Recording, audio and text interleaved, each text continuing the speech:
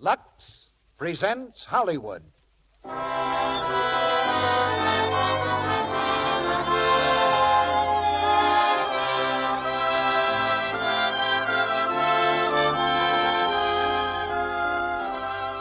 Lux Radio Theatre brings you Joan Fontaine and Brian Ahern in Suspicion with Nigel Bruce. Ladies and gentlemen, your producer, Mr. Cecil B.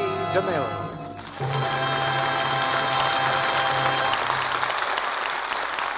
Greetings from Hollywood, ladies and gentlemen. We Americans are a nation of mystery lovers. The sliding panel, the creaking stair bring a shiver of pleasure to 100 million spines. We wait with bated breath for the next chapter to reveal who done it. And don't tell me there's nothing new in mysteries either, because we have it here tonight, the RKO drama, Suspicion. It's the same gripping yarn that gave Joan Fontaine the part that won her an Academy Award. And tonight she co-stars with Brian Ahern. There are no sliding panels or creaking stairs in Suspicion. But in just about 3 acts from now, I think you'll agree it's one of the most absorbing mysteries of the year.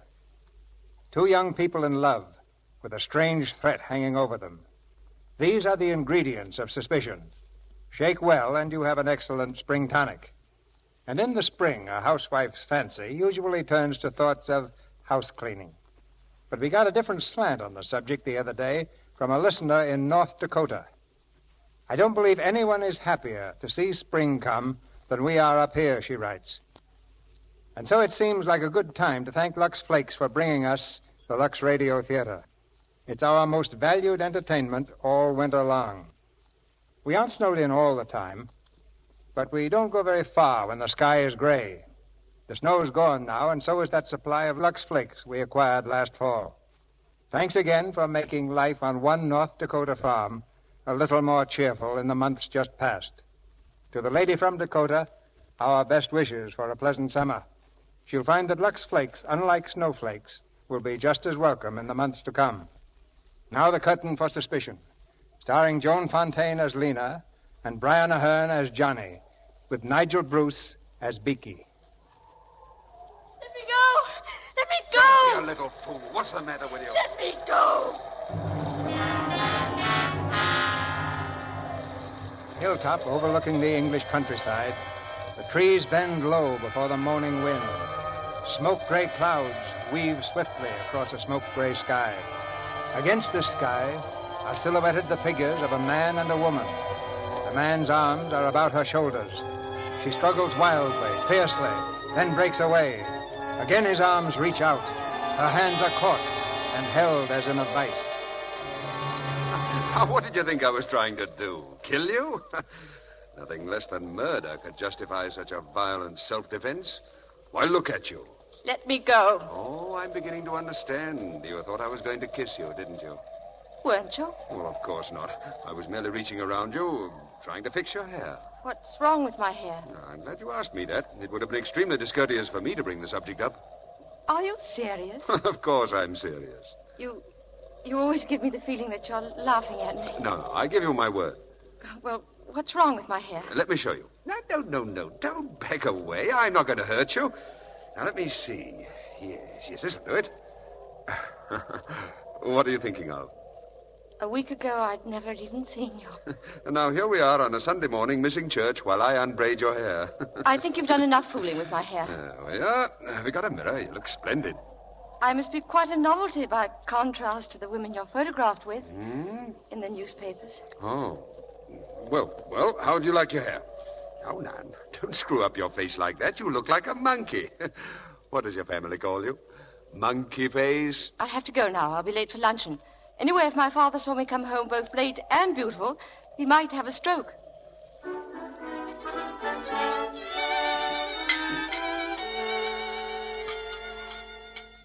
Are you sure Miss Lena isn't in her room, Burton? I knocked, sir, just before I announced luncheon. She said she was going to church. Try again, Burton. Yes, sir. What were you saying just before, my dear? About Lena. I do wish she'd get married, Stanley. I don't believe Lena will ever marry. She's not the marrying sort. Oh, I suppose you're right. She is rather spinsterish. What's wrong with that? The Old Maid's a respectable institution, and all women are not alike. Lena has intellect and a fine, solid character. Sorry I'm late. Oh, Lena, dear. Come and sit down. Lena? What kept you so long at church, dear? I didn't go to church. I went for a walk. A walk? With a man. A man? Yes. His name's John Aysgarth. John Aysgarth? Is that Tom Aysgarth's boy? How did you meet him? Pity he's turned out so wild. Rough luck on Tom. What do you mean? Well, he was turned out of some club for cheating at cards, wasn't he? I don't know. I didn't ask him. What's he doing down here? Well, he's staying at Penn's Hayes. I shouldn't have thought Lord Middleham would have had him there if he'd ever been turned out of a club for cheating. Well, perhaps it wasn't cards. May have been a woman. He was correspondent or something, I believe. Or ought to have been correspondent. Well, anyway, I'm going to see him again this afternoon. He's calling for me at 3. Miss Lena, you're wanted on the telephone. Oh, thank you, Burton. Stanley. She seems quite excited. Do you suppose... Hello? Oh, hello, Johnny. What? Oh, yes, a long time ago. When are you coming? Oh, you can't? Yes, of course I understand. Yes, please write, and thank you for calling. Goodbye. Hello? Yes, this is Miss McNaidlaw. A telegram? Will you read it, please? I will see you, yes. Thursday, yes. At Beecham Hunt Ball. Signed, Johnny. Yes, I have it. Oh, Johnny.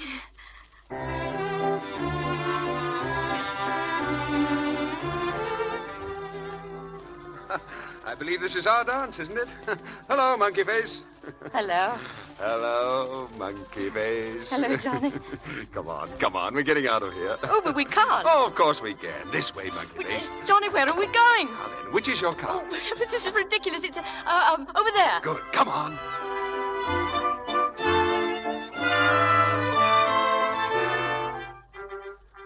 Tell me, have you ever been kissed in a car before? Johnny. Johnny what? Well, you mustn't joke with me. I'm no good at joking. I don't know how to flirt. Well, I'm not joking. I'm serious. Have you ever been kissed in a car? No. Would you like to be? Yes. Well, you're the first woman I've ever met who says yes when she meant yes. What do the others say? Oh, hanged if I know. Anything but yes. But they kiss you. Well, usually. Have there been... Have there been what, Monkey Face? Well, have there been many? I'm afraid so. Quite a few. Are you always frank with them like this? No, not particularly. Well, then why are you frank with me? Because I'm different? Oh, no, it isn't that. I'm honest with you because, because I think it's the best way to get results. Johnny, I hope I'm not saying the wrong thing, but I love you. No. No, you haven't said the wrong thing, Monkey Face. I think I'm falling in love with you, too. That's why I stayed away for a week. I was afraid of you. I never thought it would happen like this. Oh, neither did I.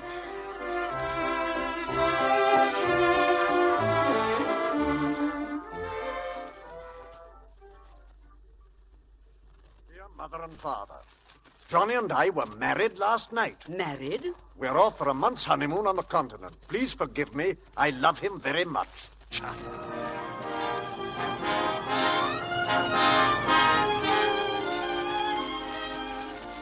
Just put those grips there. Thank you. The trunk goes up on the landing.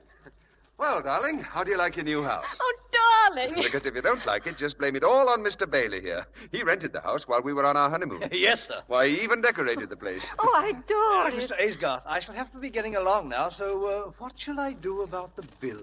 Oh, just drop it on that pretty little table on your way out, old boy. Oh, yes, thank you, Mr. Aysgarth. Thank you, Mr. Bailey. Johnny, I never dreamt I'd ever have such a gorgeous place.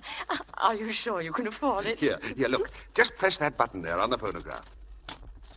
There we are. Oh. I dance, I believe. Oh, yes. Where are we? At the Hunt Ball. And where else? In Venice. And Naples and Capri and Monte Carlo and Nice. And Paris. Paris. I beg your pardon, sir. Yes? Oh, darling. This is, I'm so sorry. I've forgotten your name. Ethel, sir. Oh, yes. Well, Ethel, what is it? A telegram for you, Oh, sir. thank you, Ethel. Yes, sir. What do you think of Ethel? Oh, she seems perfect. Oh, Oh, it isn't bad news, is it, dear? Oh, no. It's from an old friend of mine. Stupid fella. He wants £1,000. You couldn't spare 1,000, could you? 1,000? What does he want it for? Oh, hanged if I know. Probably because I borrowed it from him. You borrowed it? Why? Because I was going on a honeymoon with the loveliest girl in the world, and I wanted her to be happy. Didn't you have any money of your own? Well, no, not a shilling. But I thought I had the impression... Johnny, are you broke? Monkey face, I've been broke all my life. Why didn't you tell me? And whatever made you take this extravagant house? Well, I didn't want you to live in a shack. Why, a girl like you who's going to come into plenty of money someday... Oh, wait a minute. I can't quite get this into my head. Were you thinking of my inheritance? Oh, I don't know what to say. Oh, now, darling, really? Isn't it silly to spend the best years of our lives waiting? Why not be comfortable now? Johnny, I'm just beginning to understand you. You're a baby. Oh, I know you didn't marry me for my money, but my income will never pay for all this, never. But what about your father? I couldn't possibly ask my father or even mother. Anyway, you wouldn't actually want to live on your wife's allowance, would you? Of course not, darling. Well, then. Well, I suppose if the worst comes to the worst and there were no other way out of it, I suppose I'd have to... What? Well, borrow some more. I haven't touched old Middleham yet. Why, he ought to be good for a month or two's housekeeping. I think you must be mad. Oh, darling, let's Johnny, not... listen to me. Well? There's going to be no more borrowing. Well, what else is there to do? You've got to go to work. Work? Yes, work. What, you mean put on old clothes and go out with a shovel? Don't be flippant. Well, what do you mean? Well, do you realize that in order to be a plumber or a carpenter or an electrician... Oh, darling, you just haven't been around. There are all sorts of jobs, Johnny. Well, I'm broad-minded. Let's have some tea and talk it over. We can make out a list of jobs. Why, it might be fun. Hello, who's that, I wonder? There it is, right behind you, darling. Hello? Oh, hello, Mother. Oh, yes, it's wonderful, a most beautiful house. And would you tell Father how badly I felt? And... Oh, is he? Oh, wait a minute, and I'll tell Johnny. Johnny. Huh? Father is sending us a wedding present. No. Oh, I can't tell you how much this means to me. Oh, me too. Yes, Father, yes. Go on. Ask him when he's sending it. Shh, it's coming over right away by messenger. Well, invite them over for dinner. And if you can slip it in, just say that we were in the throes of job hunting when he telephoned. Johnny, really, you are the limit. What, Father? Oh, yes. Johnny and I were just discussing that very subject, and he has several interesting ideas of the kind of job he'd like to do. Oh, Mr. Aysgarth, there's a messenger from General McLeodlaw. Oh, it's just come, Father. Hold on. Bring it in, Ethel. Yes, ma'am. Oh, I think I know what it is, and... Oh, Johnny, you'll be thrilled. In here, please. Oh, it is. Oh, how wonderful, Johnny. Look. What the... Yeah, what is that thing? It's a chair, darling, a Queen Anne chair. Ah. Here's another one, ma'am. Yeah, how many more, for heaven's sake? Just these two, sir. Oh, he sent us both of them. Oh, Johnny, these are our first heirlooms to be handed down to our children and then to their children. Ah, that's the thing to do with them, all right. Oh, well, I must tell him. Oh, Father, you're so good to me that it makes me want to cry. You've made me so very happy, and you've made Johnny very happy, too. Oh, yes. Wait a minute, Father. He wants to say something to you. No, I don't. Say something very nice. These chairs really belong in a museum. Now, go on. Hello, General. Yes. Oh, but really, sir, shouldn't you have sent them to a museum? Oh, but of course we're thrilled, yes. What? A job? Oh, yes. Lena and I were just going into that. Well, I have several excellent opportunities. I've just had a letter from my cousin, Captain Melbeck. He wants somebody to manage his estate for him, you know. I thought I'd take the job. Yes, well, I'm glad you approve, sir. Yes. Well, we'll get together soon. Goodbye, sir. That was a fib about Captain Melbeck, wasn't it? Was it? Listen to this letter.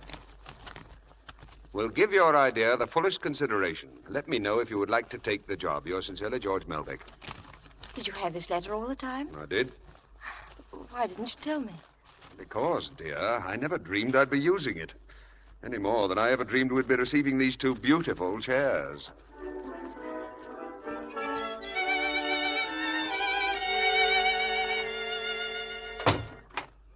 Oh, good afternoon, ma'am. Hello, Ethel. Is Mr. Aysgarth at home yet? No, ma'am. There's a gentleman waiting for him in the drawing room. Oh, thank you. Hello. I say, a nice place old Johnny's got here.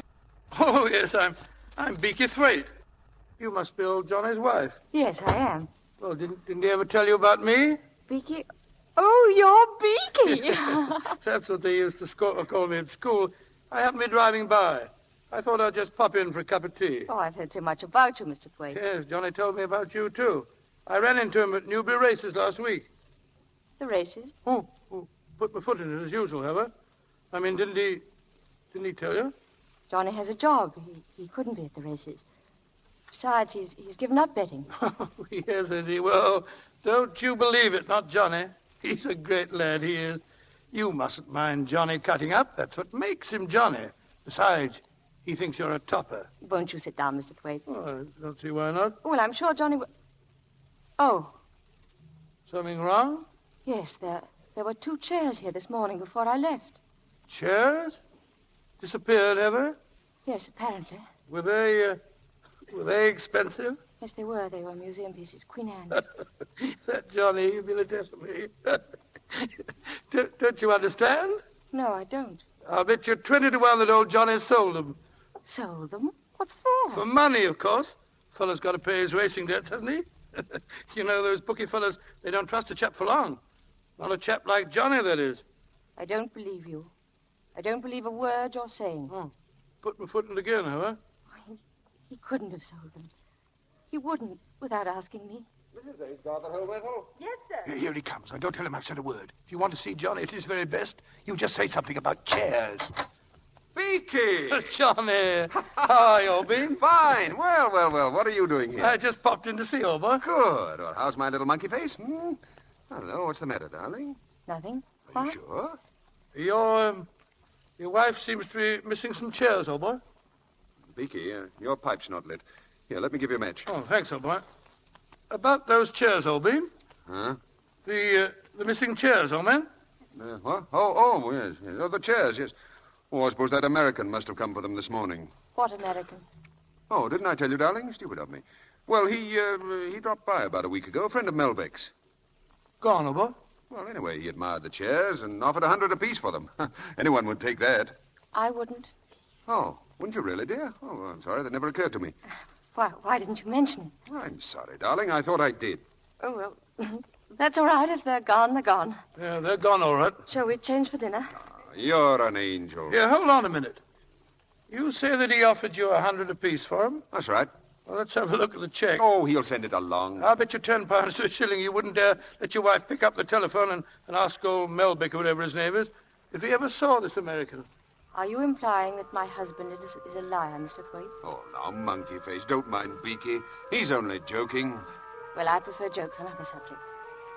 Are you staying for dinner, Mr. Thwaite? Dinner? I'm spending the weekend, unless you throw me out. Johnny's friends are always welcome, as long as they remain Johnny's friends.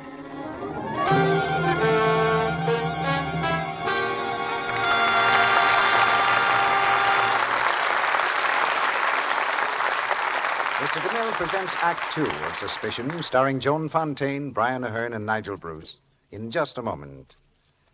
Now, here's a last-time announcement about the Lux Flakes Garden Club. Yes, this is the last time we can tell you on the air about our wonderful flower bargain. 3 hardy vitamin-treated chrysanthemum plants, a whole dollar's worth, for only 10 cents on the opening tab from a large box of Lux Flakes.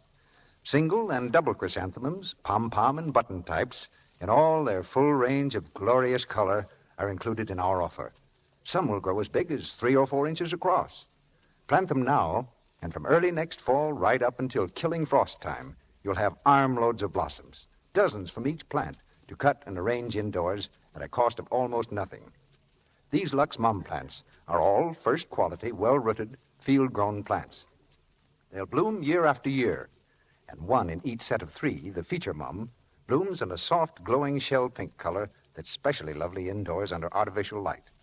And an extra special feature of our offer, every one of our plants has been given a special vitamin treatment with transplantone to strengthen the roots and produce earlier and more perfect blossoms. Now, even though you haven't a garden, you can still enjoy the luxury of fresh flowers for your home. For these Lux chrysanthemum plants will thrive in flower pots or window boxes in any sunny window. Order as many sets of 3 plants as you want, but order them promptly. Don't forget, this is the last time you will hear this premium offer. So get your order in the mail right away. If not tonight, then tomorrow, if you possibly can do so. But by all means, send it not later than next Sunday, May 10th, as this radio offer expires on that date, May 10th. Because of the tremendous rush of orders, we ask you to allow at least 2 weeks for your plants to reach you. Now, here's what you do. Write your name and address on a piece of paper or on the handy order blank which your dealer has. Mail it with 10 cents in coin. No stamps, please. 10 cents in coin and the opening tab from a large box of Lux Flakes to Lux Garden Club, Hollywood, California. With your chrysanthemum plants, we'll send you a leaflet of planting instructions and another leaflet telling you how you can get several other flower bargains. Remember, for each set of 3 plants you order, send 10 cents in coin and the opening tab from a large box of Lux Flakes to Lux Garden Club, Hollywood, California. Be sure to include your own name and address, of course. The offer is good only in the United States. Now, our producer, Mr. DeMille. Act 2 of Suspicion, starring Joan Fontaine as Lena and Brian Ahern as Johnny, with Nigel Bruce as Beaky.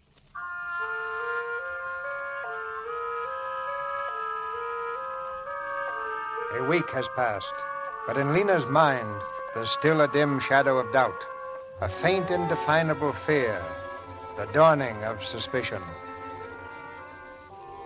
Now in the quiet main street of the town, she meets the local celebrity, a writer of mystery stories. Lena, dear. Oh, hello, Isabel. I've just been admiring your display in the bookshop. Murder on the Footbridge? Yes, they're doing very nicely by it. How's Johnny? Oh, he's fine. He's an ardent admirer of yours. I don't believe there's one of your stories he hasn't read. Splendid. By the way, have you seen Telbrook's window? The antique shop? No, not lately. Well, my dear, they've got the most beautiful things. 2 lovely old Queen Anne chairs. I'd give my soul to own them. Chairs? Lovely. Well, goodbye, my dear. See you for dinner soon. Yes, of course. I'll phone you, Lena.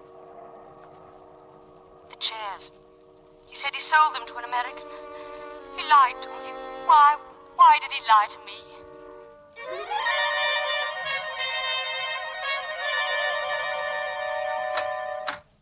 Hello, girl. Back so soon? Beaky, I owe you an apology. Good. What for? Well, I'll explain to you later. I say, you seem to be a little hot under the collar. Must be about old Johnny. Would you excuse me? My dear, you mustn't be angry with Johnny. It's a waste of time. Now, if you want to get sore with me, it's a different thing altogether. I annoy everybody, always did. Lena! Beaky! Where are you? Oh, hello. Now then, don't move either one of you. Just stay like that. I must watch the expressions on your faces. I say, what have you got in those packages, old Bean? You'll find out soon enough. Oh, Beaky, this is a red letter day. Lena, look. Do you remember that little necklace you admired in the shop window in Regent Street? Here. I say. Beaky, here's a little present for you. What is it, old Bean? Oh, stick. Thanks, old Darling, Bean. do you remember this fur coat? I saw the hungry eye you gave it the last time we were up in London. Well, it's yours. What do you say? Johnny, I don't understand what made you do all this. Oh, now, dear, don't be angry. Well, Johnny, I want to know what this is all about. Yes, what is it all about, old Bean? Well, my friends, I have the pleasure of announcing that the Goodwood Cup was run today, and I happen to have backed the winner. A 10-to-1 shot, ladies and gentlemen, and I had £200 on him. £200 at 10 to 1? Why, that's 2,000 quid. Darling, what's happened to your tongue? Oh, come on, darling, smile. Johnny, where did you get the £200? I say, old girl, that's not a very tactful question. Where did you get it? Oh, you know very well there was no American. I got it for the chairs, of course. You sold the chairs to gamble all your money on a horse. Well, not exactly. I owed the bookies some money, but then along came this hot tip. Oh, darling, come on, give us a smile. Yes, come on, old girl. Come. Oh, I know. What? You tickle a chin, I'll make a noise like a duck. Come on, old man. More duck. More duck, old Bean. No, it's no good, Beaky.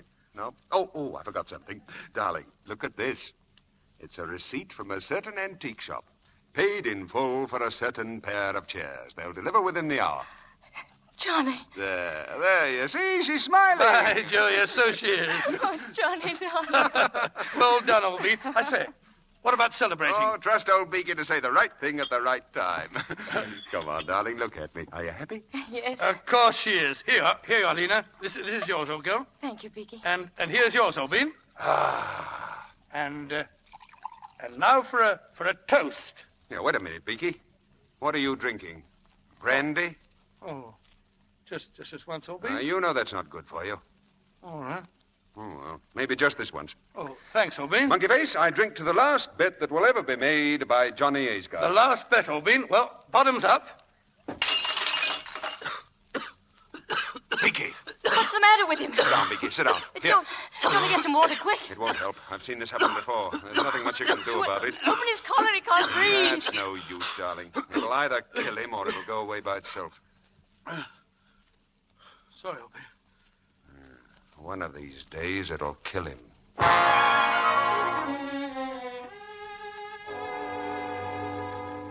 Oh, good afternoon, Mrs. Aysgarth. Good afternoon. Is my husband in his office? Mr. Aysgarth? Why, no. When do you expect him? Well, I really couldn't say. Perhaps you'd like to talk to Captain Melbeck. Yes, I would. Very much, please. This way. Mrs. Aysgarth to see you, sir. Oh, come in. Mrs. Aysgarth, what a pleasure to see you. Good afternoon, Captain Melbeck. Do sit down. Well, I don't want to impose upon you, but you're Johnny's cousin as well as his employer, and I thought I'd come and see you. Of course. I've been feeling pretty badly about Johnny ever since I had to discharge him. Discharge? Now, don't worry, Mrs. Aysgarth. I told him I wouldn't prosecute. I don't understand. I told him I wouldn't prosecute. What on earth are you talking about? When did you discharge him? 6 weeks ago. We had an unexpected audit, and the accounts showed a deficit of £2,000. When I looked into Johnny's records, well, I'm terribly sorry, Mrs. Aysgarth. He should have told you.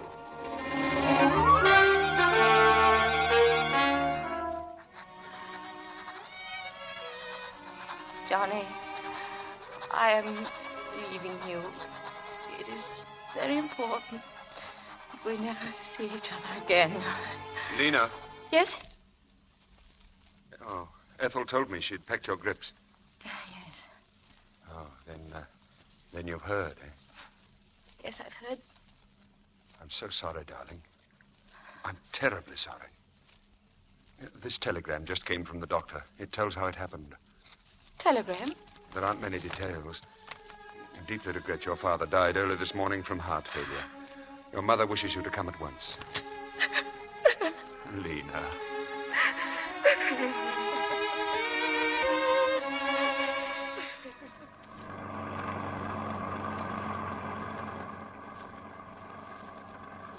Tired, darling? A little. It's been a nasty week for you. I'll be glad to get you home. Lena, do you ever have any regrets that you married me? Why do you ask that?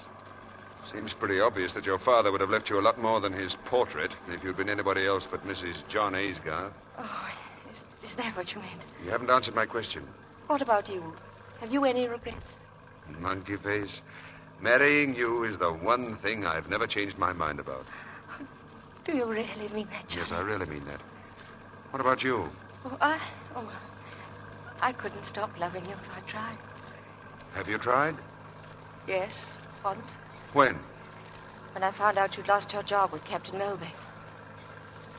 How long have you known? Since last Friday. Who told you? Captain Melbeck. I met him. Did he tell you why? No. Suppose you tell me why. Oh. Oh, well, we just didn't get along. Say, it's quite nice here. Shall we stop and have a look at the sea? Pretty, isn't it? Gee, it'd be quite a drop off this cliff, wouldn't it? Why didn't you get along with Captain Melbeck? Oh, I don't know. He's a bit of an old fogey, you know. Monkey face, the way to make money is to think in a big way. Now, look at all this land, for instance. Look at the view from these cliffs. Now, why isn't something done about it? You know, if I had £10,000, or still better, 20,000, I could start a development here. All you need is £20,000. £20,000. That's all I'd need. £1,000, eh? You think we could swing it for that, Obin? Well, of course. Now, you see, Beaky, this is the ground plan. That's wonderful, Obin. Then we could put the large hotel up here on the cliff, eh? That's the idea. Hello. What's going on in here? Oh, Monkey Face. We're organizing a real estate company. We're about to buy a very beautiful piece of land right by the sea. What a view. What sun. What air. And then we sell part of it at a profit. Oh, I see, but you'll need financing for all this. Of course. Have you found someone to put up the money? Of course. Who? Me? Oh, I see. Well, the idea's mine, but the money's Beaky's. And the corporation, well, Beaky's going to borrow against some securities he has in Paris. Yes, but... Oh, look, darling, let me show you how simple it is. Does Beaky understand it? Oh, perfectly. I think. I beg your pardon, Mr. Aysgarth. Yes, Ethel? You're wanted on the phone, sir. Oh, thank you. Oh, excuse me. Yes, right, old boy. Now, Beaky, please explain it to me, will you? Well, you see, my dear girl, well, you see, we buy up this land and then we sell part of it. That gives us 100% profit in no time. Then on the other part, we build something or other. Oh, yes, but from whom do you buy the land? To whom do you sell it? Well, that shouldn't be difficult, do you think? Beaky, isn't it about time you grew up? I say, old girl, you're scolding me. Yes, you need a scolding. Shall I go and stand in the corner? Oh, Beaky, you're not being fair to Johnny. I say, old girl, that's a bit thick. Why, he's president of the whole bag of the thingamajig. Gets a salary, writes his own checks. Yes, that's what I mean. Well, what's wrong with that? Yes, what is wrong with it? Well, Lena? I say, Lena's telling me that you're a bit soft in the head. Is that it? Sounded like that to me. Yeah, hadn't you better be changing for dinner? Oh, right, old boy. Shan't be a jiffy. What right have you to interfere in my affairs? But I wasn't really. I was only... You were only what? Well, I was only trying to tell Beaky that he shouldn't leave everything to you. It's not as if you were both experienced businessmen. What the devil do you know about business? Oh, very little. Suppose Beaky had taken you seriously. You'd have ruined the whole scheme. Do you realize that? Yes, but if it weren't good... That's my business, not yours. If I say it's good, it's good. And I don't want any interference from you or anybody else. Is that clear? Yes, that's clear.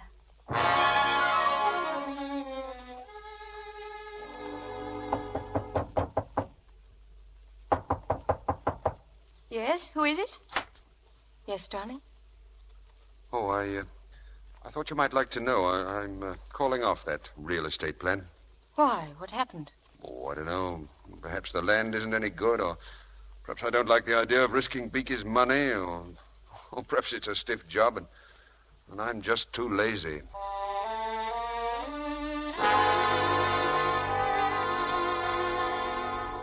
I don't know what it is, but every time I play anagrams, I learn to make three-letter words.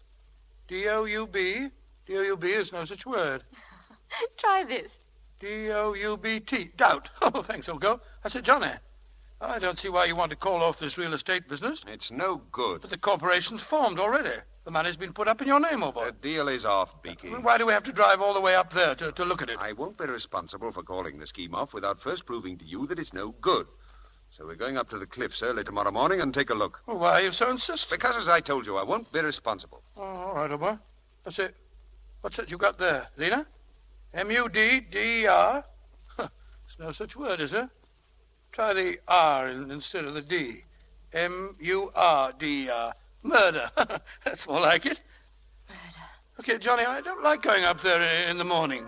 Well, why do we have to go up so early? Now, Beaky. Murder. Oh, well, if we have to, well, let's get on with the game. It's your turn, old girl. The money in his name. Murder. The cliffs overlooking the sea. I say, Lena. The edge of the cliff. Stay away, Beaky. Lena, I say. You push him off, he'll kill you. Murder, murder. Lena, what's the matter? Lena. Here, give me a hand here, Beaky. She's fainted.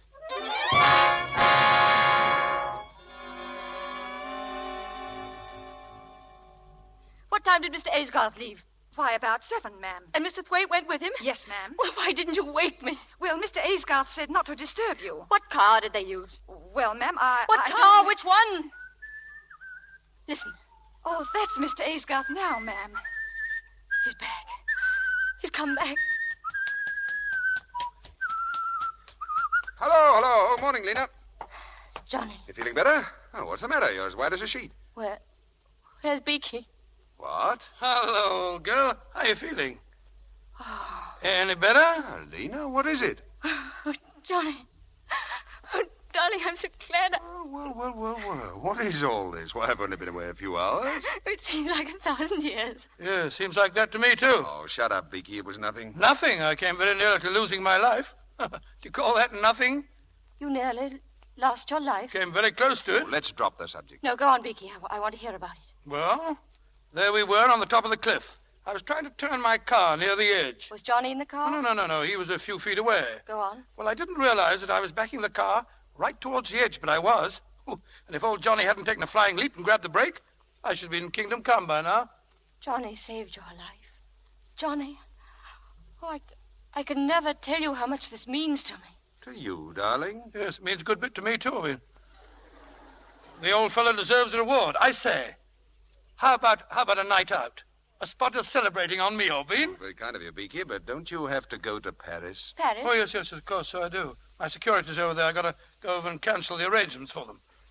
I say, why don't you come over with me? Why, the cad seems to forget that I'm a married man. I tell you what I might do, Beaky. I might drive up to London with you. Hey, how about that, Monkey Face? Yes, Lena, do let him come. Well, it seems to me... Yes, I know. It seems to you that I should be looking for a job. Well, it seems to me I'll have much more chance of getting a job in London than I would anywhere around here. Yes, of course he would. I say, do let him come, Lena. Well, I don't see very well how I can stop him. Good girl. Hey!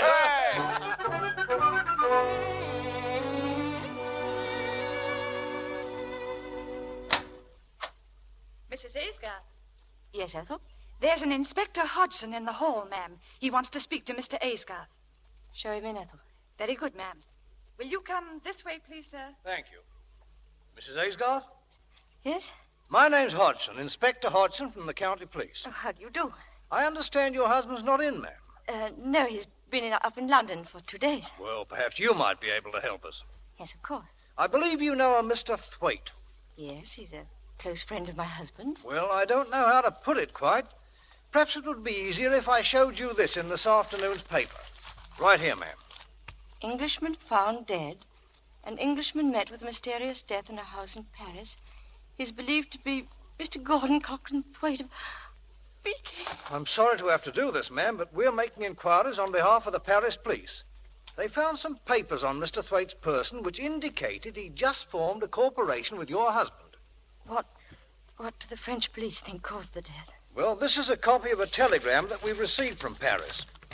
Thwaite visited the place in the company of another Englishman. On arrival, Thwaite ordered a bottle of brandy. Brandy? According to the statement of one of the waiters, Thwaite's companion asked for the brandy to be served in large beakers. Apparently, as a result of a bet between the two men, Thwaite filled one of these beakers to the brim and drank it all. The other man was not present when the actual tragedy happened. I'm sorry to upset you, ma'am, but do you or your husband happen to know of any friend of Mr. Thwaite's who might have been there with him? No. Then perhaps you could enlighten us about this corporation. Yes, I believe I can. My husband had planned a real estate development with him, and Mr. Thwaite had gone to Paris to dissolve the corporation. Thank you, ma'am. That's all. Good day. Good day. He didn't go to Paris. He's in London. Johnny's in London. He's at the club. He's got to be at the club. He didn't go to Paris. He didn't. Hello? Hogarth Club? May I speak to Mr. Aysgarth, please? He left? He left when? Yesterday morning? No, it doesn't matter, thank you. Murder.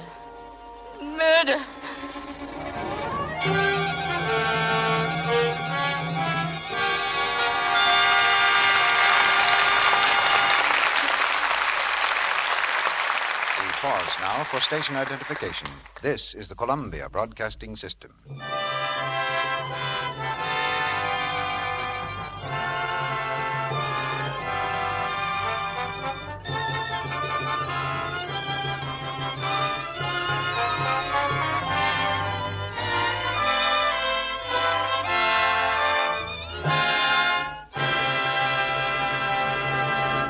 After a brief intermission, Mr. DeMille returns with Joan Fontaine and Brian Ahern for the third act of Suspicion.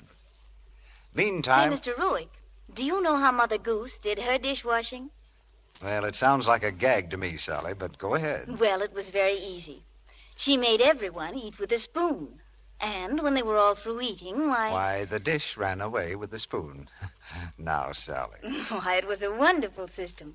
Quick, easy, no dishpan hands. But you couldn't exactly call it thrifty, Sally. There's no record that the dishes and spoons ever ran back again. Now, I can tell you a way to wash dishes that saves you from dishpan hands and is thrifty, too. The Lux Flakes way. You're right, Mr. Ruick. Scores of tests have proved how gentle Lux is, have shown that hands, reddened and roughened by strong soaps in the dishpan, grew lovely again after changing to Lux Flakes. Yes, simply changing to Lux took away that red, rough look without the use of any creams or lotions. And new Quick Lux goes further, gives you more suds, ounce for ounce, even in hard water, than any of 10 other soaps tested. It's very thrifty. So you needn't have red dishpan hands. You save your hands when you wash dishes the thrifty Lux soap way. Get the generous big box first thing tomorrow morning and use it for your dishes every day. One big box of new Quick Lux will do dishes for about 45 meals. Now, Mr. DeMille returns to the microphone. The curtain rises on the third act of Suspicion, starring Joan Fontaine and Brian Ahern.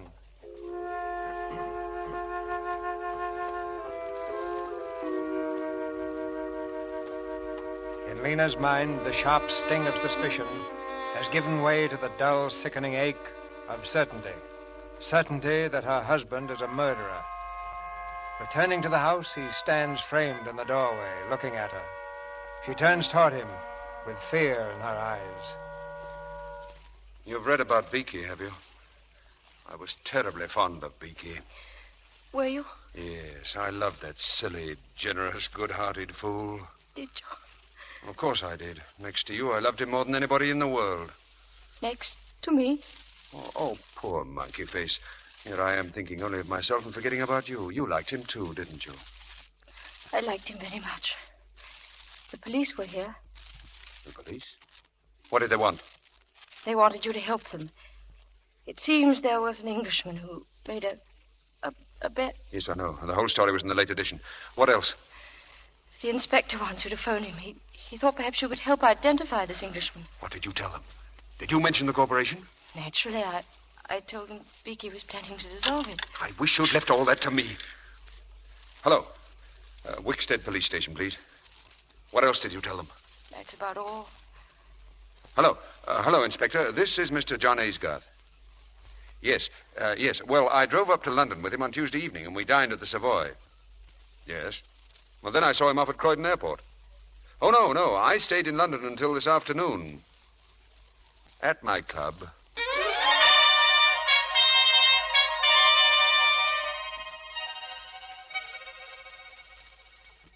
Lena, how nice to see you. I don't see half as much as you as I'd like. Well, that's sweet of you, Isabel. You know, I couldn't put my light out until 3 this morning. I was so interested in your last book, and I had to come over and talk to you about it. That's the most thrilling compliment I ever got. I was completely fascinated by the way your villain enticed his victim across the footbridge, knowing that the bridge had been sawn through. And he also knew his victim couldn't swim. Don't forget that. Well, what I want to know is this. Would you call that an actual murder? Well, from the moral standpoint, there's no question at all. It is murder. I suppose it is. What does Johnny think? Johnny, I haven't discussed it with him. I should think he'd be interested. The same situation with this friend of his in Paris. The same? Well, that brandy business is just like my footbridge. By the way, this brandy thing isn't new at all, you know. Oh, it's been done before? Oh, yes. And in real life, too. I have it here. A book called The Trial of Richard Palmer. Now, where is that book? Trial of Richard Palmer, the trial of... Oh, I remember where it is. It's in your house. My house? Yes. Johnny borrowed it a week ago.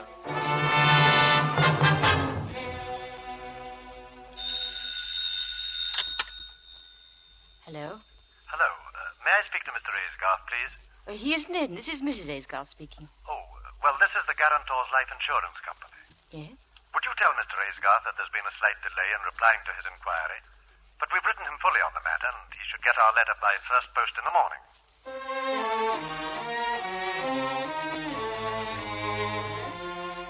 Dear sir, replying to your inquiry regarding a loan of £5,000 against your wife's insurance policy. We regret to state that such a loan cannot be granted. According to the terms of the policy, payment can only be made in the event of your wife's death. If you... Morning, dear. Any letters for me? Oh, what's the matter? Nothing.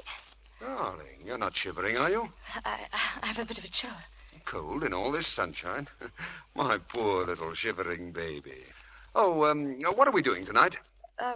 We're going to Isabel's to dine. Oh, what a bore.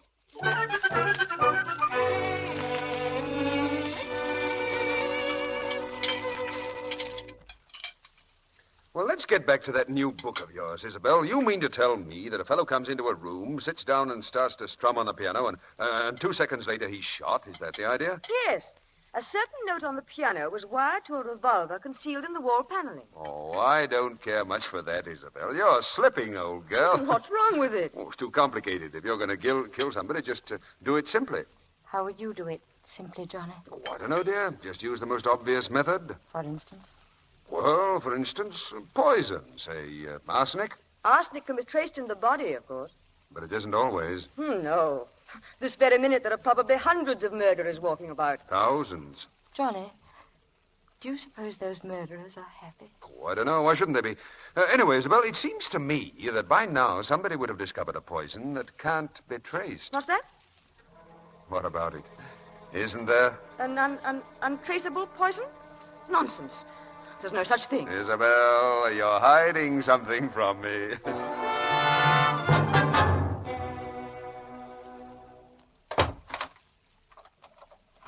Johnny, you're locking up. What about Ethel? Oh, it's Ethel's night off. She won't be back till morning. What about Cook? Have you forgotten? Cook's away on holiday. Oh. My darling, you're shivering again. Do you suppose you're catching cold? Yes, I think that's what it must be. Oh, well, we'll have to tuck you into bed and get you nice and warm. Come along. No, Johnny, please don't. What's the trouble? Johnny, I'm in a state tonight. I don't know why, but I'd like to be alone. Would you mind sleeping in your dressing room? Well, of course I'd mind. Please, Johnny, I haven't been sleeping well. Oh, I understand. You used to sleep badly when I wasn't here, and now you... Well, all right, if that's the way you feel about it. Good night.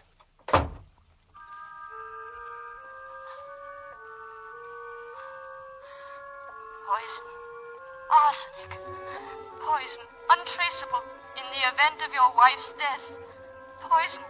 In the event of your wife's death, your wife's death, your wife's death.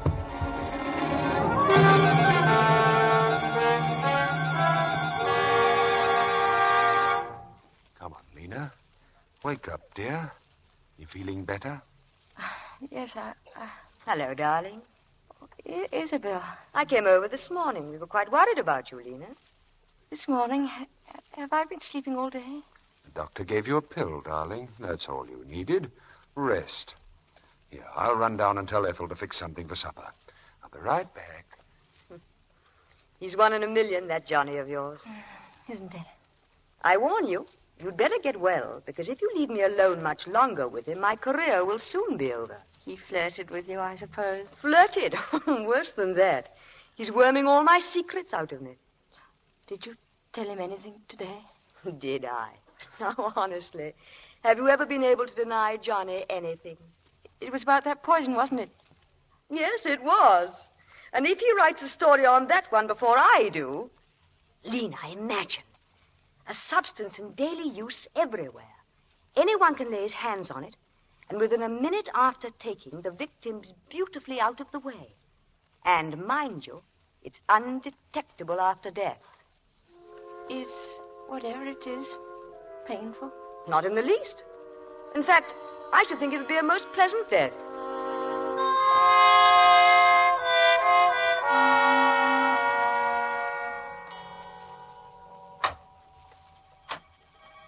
Lena, are you awake?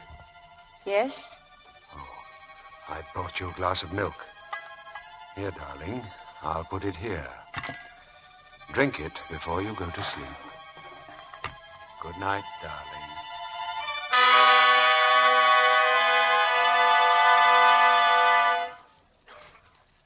Why don't you let me help you pack? But there's no need to. What's the matter with you this morning? You're still annoyed with me, aren't you? No, Johnny, really, I still don't feel well, that's all. And a few days at your mother's will do you more good than staying at home. Oh, not exactly that. Dear Mother telephoned me. She got on that phone awfully early, it seems to me. Well, Mother gets up early. I happened to mention that I was a bit nervy, and before I knew it, I'd agreed to spend a few days with her. Oh, all right. I'll run down and get the car ready. Oh, no, please, I'll drive myself. I prefer to drive you.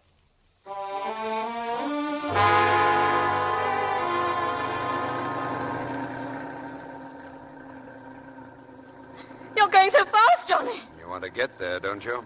Well, did you have to go by this Oh, road? why not? It's the shortest way, isn't it? Ha! There's the hotel site. And that's another thing I've failed at. The cliffs. He's going to kill me. That door is open. He's going to kill me. The curve up there, the door was squeezed. He's going to push me out and down. No. Open. Down. Open. Look out! Get your hand off that door, Lena! Let me go. Lena, come back! No. Lena! Let me go. Lena, what's got into you? Oh, leave me alone. Stop it, you little fool, stop it! I've had enough. How much do you think a man can bear? Listen to me. You turn me out of your room, you go running away to your mother's, and now you shrink away from me as though you hated me. You're my wife, Lena. But I thought... Why, you almost killed us both back there, because you had to pull away even when I was reaching over to save you from falling out of the car. Well, you don't have to put up with me anymore. Johnny, wait. Where are you going? First, I'm taking you on to your mother's. And then what? Oh, don't you worry. I won't bother you again. Johnny, you mean you're... Johnny, why were you asking Isabel about that poison? What were you planning to do with it? Johnny, you were going to kill yourself. Oh, my darling. Yes, but I saw that was a cheap way out. So I'm going back to see it through. Prison term and everything. Prison? You mean Melbeck? That money you... I can't pay it back. I made the last attempt to raise the money when I went away with Beaky. To Paris. Paris? I didn't go to Paris. I went to Liverpool. I tried to borrow on your insurance. But it didn't work. You mean you were in Liverpool when Beaky... Then you didn't go to Paris? Well, of course not. Do you think I'd have let some idiot give poor old Beaky that brandy if I had? Oh, Johnny. If only I'd known. I was thinking only of myself, not of what you were going through. Oh, if I'd been really close to you could have confided in me, but you were ashamed to. Oh, if I'd only understood. Oh, Johnny, it will be different now. We'll make it different. People don't change overnight, Lena. I'm no good. Oh, let's turn back, Johnny. Let's go home and see it through together. No, it won't work. Oh, it will work. I know it will. Johnny, please, you can't shut me out. Turn the car around and let's go home. Please, Johnny. Get in the car. Johnny, where are we going? We're turning back. We're going home.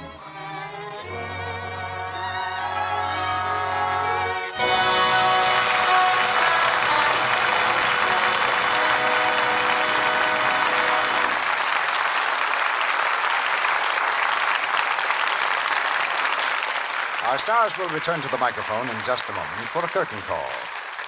Meantime, some news of interest to women about the new rayon stockings that stores are featuring today. You know, these new rayons have greater elasticity and greater strength than earlier ones. New finishes make them more beautiful, too. Of course, you'll need to give these new rayons the right care for best results. Rayon is temporarily weak in water, so handle it gently. Don't rub. Don't use strong wash-day soaps. Just squeeze lukewarm Lux suds through the stockings, then rinse, just as you do with silk and nylon. Roll the stockings for a moment in a Turkish towel to press out the moisture. Then unroll them at once and hang them over a smooth rod. Always be sure you get rayon stockings really dry before you wear them again. Let them dry from 24 to 48 hours. This is important because even though the stockings may feel dry before this time, the inside of the rayon threads may still be damp, and rayon regains its natural strength only when thoroughly dry. You'll find this easy Lux way pays big dividends in cutting down runs and giving you long wear from these lovely new stockings. Now, here's Mr. DeMille with our stars. It's no secret to most of you that in private life, Our stars are Mr. and Mrs. Brian Ahern. And it's no secret to any of you that they gave a fine performance tonight in Suspicion. Oh, thank you very much, C.B. Joan has been looking forward to weeks to her first visit to the Lux Radio Theatre. And to playing opposite Brian, too, Mr. DeMille. Sounds as though she married you because she admired your acting, Brian. Well, that's the best review I've had yet, C.B. Confidentially, though, I married Joan for her Academy Award. I had a suspicion she'd win it. Ooh. I think you'd better buy an extra war bond this week, Brian, for a pun like that. Definitely. What's the news on the front on Hollywood's all-out battle of bonds, Mr. DeMille? I was talking with headquarters just today, Joan. And the noon communique is we're advancing on all fronts. The goal for the entire industry, you know, is 10% or more of everyone's income for war bonds. That should buy a lot of tanks and planes, C.B. About $300,000 worth a week, Brian. Perhaps 100 bombers a year will be paid for by bonds Hollywood will buy through our voluntary payroll savings plan. And that doesn't count our regular cash sales of bonds either. It sounds like a system that every business might adopt, Mr. DeMille. How is it organized? The Motion Picture Committee for Hollywood was formed at the request of the Treasury Department to represent every part of the motion picture industry, labor, management, and creative branches. The producer with 4 telephones and 3 secretaries is no more important than the carpenter who builds the set or the electrician who lights it. We need everybody. You know, at a meeting the other day, the 2 best suggestions were made by a lovely extra girl who just come from the set in makeup and a man who just come from the same set in overalls. In other words, Hollywood's payroll savings plan is democracy at work to sell war bonds. Like that carpenter I was talking about, Brian, you hit the nail on the head. In a few weeks, we expect to tell the Treasury Department that every actor, stenographer, writer, musician, makeup man, costumer, hairdresser, executive, business manager, agent, cameraman, sound technician, director, carpenter, clerk, electrician, and set dresser has signed up. That every man and woman who works in motion pictures and the allied branches of the industry is in the payroll savings plan and is voluntarily putting at least 10% of his or her salary in United States war bonds. Not just this week or this month, but every payday for the duration of the war. And it's one production with a starring part for everyone. Well, who's starring here in the Lux Radio Theatre next week, C.B.? First, let me tell you the play, Brian. It's Frederick Lonsdale's famous comedy, The Last of Mrs. Cheney. And our stars will be Norma Shearer, Walter Pidgeon, and Adolphe Mongeau. The Last of Mrs. Cheney ran a whole season on Broadway and twice made a hit in motion pictures. I fully expect it to keep up that brilliant record here next Monday night with a cast like Norma Shearer, Walter Pidgeon, and Adolphe Mongeau. Well, that play is one of my favorites, C.B. Thank you and good night. Good night, Mr. DeMille. Good night. Good night. Remember, a bond every payday keeps the Axis away.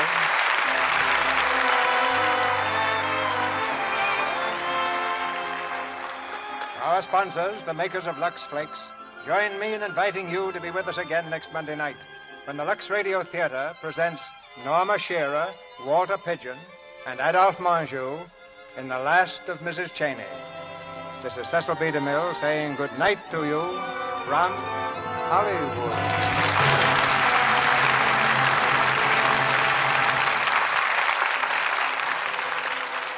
Ladies and gentlemen, modern medical science can cure cancer if the disease is discovered early. The Women's Field Army of the American Society for the Control of Cancer deserves your support in its campaign to spread knowledge of cancer control. Joan Fontaine appeared tonight through the courtesy of David O. Selznick and will soon be seen in the title role of the David O. Selznick production, Jane Eyre. Brian Ahern, star of Columbia Pictures, will be seen in their production of Salute to Sahara. Nigel Bruce appeared through the courtesy of Universal Pictures. His next picture is Universal's Sherlock Holmes Saves London. Heard in tonight's play were Jill Esmond as Isabel, Vernon Steele as General McLeodlaw, Gloria Gordon as Mrs. McLeodlaw, John Abbott as Melbeck, and Eric Snowden, Claire Verdera, and Pax Walter. The Lux Radio Theatre is shortwave to American armed forces throughout the world. Tune in next Monday night to hear Norma Shearer, Walter Pidgeon, and Adolphe Manjou in The Last of Mrs. Cheney. Our music was conducted by Louis Silvers, and your announcer has been Melville Ruick. This is the Columbia Broadcasting System.